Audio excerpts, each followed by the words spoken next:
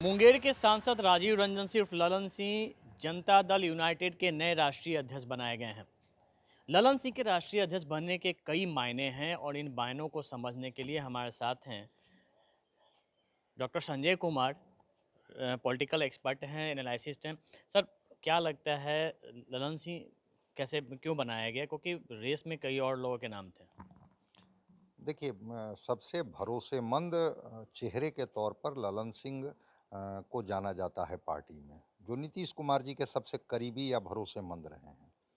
और एक तरह से कहा जाता है कि जब कभी पार्टी पर या नीतीश कुमार जी पर कोई वैसी संकट आए, तो इनको संकट मोचक के तौर पर भी देखा जाता है। ललन सिंह ने अपनी भूमिका निभाई है। आपको याद होगा नीतीश कुमार जी ने अपना सत्ता सौंपी थी जीतन मांझी जी को, और जीतन मांझी जी के जब निर्णय से असंतुष्ट होने लगे थे नीतीश कुमार जी, तो उस समय ललन सिंह को ही जिम्मेवारी दी गई थी। अभी हाल में भी आपने देखा होगा कि किस तरह से विधानसभा चुनाव में चिराग पासवान ने हर जगह कैंडिडेट खड़ा की, और जिसकी नाराज़गी नीतीश कुमार जी को थी। कहा जाता है, क्या वास्तविकता है मैं नहीं कह सकता हूँ, लेकिन कहा जाता है कि लोजपा को तोड़ने में भी ललन सिंह की बड़ी भूमिका रही। पशुपति कुमार पारस को जो मंत्रिमंडल में जगह मिली, उसमें भी इन लोगों की भूमिका रही। तो एक विश्वस्त साथी के तौर पर इनको देखा जाता है, भरोसेमंद साथी के तौर पर। वहीं दूसरी तरफ जब एक लॉकुस का आरोप इन पर लग रहा था कि ठीक है, राज्य में अगर कोई स्टेट का प्रेसिडेंट हैं तो वो कुशवाहा समुदाय से हैं।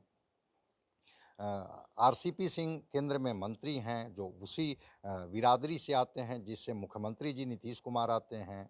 नीतीश कुमार जी बतौर मंत्री हैं ही, मुख्यमंत्री के तौर पर स्थापित हैं बिहार में। वैसी स्थिति में अगर ईबीसी, ओबीसी और अगड़े की बात जेडीयू करती है, तो एक चेहरे की तलाश थी। इस सच्चाई से कौन इनकार कर सकता है कि जातीय समीकरण को हर पार्टियां साधती हैं, और इन्होंने भी साधने की कोशिश की कि अगर ललन सिंह को राष्ट्रीय अध्यक्ष की जिम्मेवारी हम देते हैं, तो शायद एक अगड़ों में एक अच्छा मैसेज ये जाएगा। इसको इस रूप में भी देखते हैं क्या कि मंत्री बनने की रेस में आरसीपी और ललन सिंह दो नाम थे। बाद में आरसीपी मंत्री बने, ललन सिंह नहीं बने। तो उस जो डैमेज कंट्रोल करने के लिए, ललन सिंह को खुश करने के लिए, और स्वर्ण जो इनके पार्टी के लोग हैं उनको खुश करने के लिए ललन सिंह को जिम्मेदारी दी गई है। आप बिल्कुल बहुत बहुत ही जिसको कहते हैं कि टू दी पॉइंट आपके सवाल हैं कि रेस में ये दोनों थे। बल्कि ये तो मुख्यमंत्री जी तो चाहते थे कि 3 लोग हों, और यही नीतीश कुमार जी 19 में कह रहे थे कि हमको सिंबॉलिक रिप्रेजेंटेशन नहीं चाहिए, हमको आनुपातिक प्रतिनिधित्व चाहिए।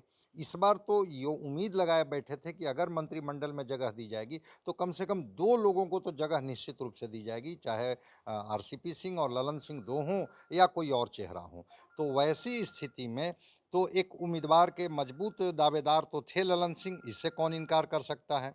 लेकिन वहीं पर अगर आप देखेंगे कि अगर ललन सिंह को मंत्रिमंडल में जगह नहीं दी गई, और उनकी जगह पर ने उसी परिप्रेक्ष्य में एक इशारा जरूर किया है कि अगर नरेंद्र मोदी बतौर प्रधानमंत्री हैं, तो नीतीश कुमार भी मटेरियल हैं, प्राइम मिनिस्टर के मटेरियल हैं। और अगर कोई ऐसा वातावरण कल बनता है, समाजवादियों का एक जुड़ता है, गठबंधन होता है, तो उस स्थिति में नीतीश कुमार जी भी नेतृत्व देने की क्षमता रखते हैं। न केवल राज्य के स्तर पर बल्कि देश के स्तर पर भी इनके अंदर में नेतृत्व की क्षमता है। अब रह गई बात कि जो इनके एनडीए के पार्टनर बीजेपी इनके इस बयान को किस रूप में लेती है, वो तो उनका पार्ट है। लेकिन उपेंद्र कुशवाहा कुशवाहा का जो इशारा है, वो साफ साफ है कि वो राज्य को भी नेतृत्व दे सकते हैं और देश को भी नेतृत्व दे सकते हैं। अभी क्या लगता है, ललन सिंह की छवि एक रही है, एंटी बीजेपी की छवि इनकी रही है। अब ये राष्ट्रीय अध्यक्ष बन गए और जिस तरह से विवाद अब शुरू हुआ, जातीय जनगणना का हो गया, जनसंख्या नियंत्रण कानून का हो गया, इन सब मुद्दों को क्या लगता है कि आगे आने वाले दिनों में टकराहट दोनों पार्टियों में बढ़ सकती है? निश्चित रूप से टकराहट तो बढ़ेगी, चूँकि जहाँ भाजपा बिल्कुल स्टैंड क्लियर किए हुए है कि हम किसी भी कीमत पर जातीय जनगणना नहीं कराने जा रहे हैं, वहाँ पर तो ये कह रहे हैं कि हम प्रधानमंत्री जी को पत्र लिखेंगे और समय लेकर के हमारा प्रतिनिधि मंडल मिलेगा। जनसंख्या नियंत्रण कानून पर ये साफ-साफ कह रहे हैं कि नहीं, हम शिक्षा से और अवेयरनेस से हम जनसंख्या को नियंत्रित करके दिखा देंगे। तो टकराहट तो और भी बहुत सारे इश्यूज हैं जिस पर टकराहट बढ़ते रहती है। और ठीक आपका सवाल है कि ललन सिंह को जिस रूप में जाना जाता है, जो इनका माइंडसेट है, उस माइंडसेट में ये थोड़ा बेबाकी से कुछ चीज़ों को बोल जाते हैं और उसमें इसकी भी परवाह नहीं करते हैं कि इससे गठबंधन के जो नेता हैं वो कितने आहत होंगे या उनको कितनी परेशानी का सामना करना पड़ेगा। तो ललन सिंह थोड़ा स्पष्ट बोलने वाले या थोड़ा कह लीजिए कि रूखे बोलने वाले तो व्यक्ति हैं। अब जिस तरह से आरसीपी सिंह जी को माना जाता था कि जो भाजपा और जेडीयू में संवादहीनता की स्थिति है, उसके पाटने में जितना आरसीपी सिंह जी अनुकूल थे, मैं नहीं समझता हूँ कि ललन सिंह उतना प्रभावी होंगे। अब तस्वीर देखनी होगी कि आगे क्या होता है। कैमरामैन सनी के साथ अमिताभ ओझा, पटना न्यूज़ 24।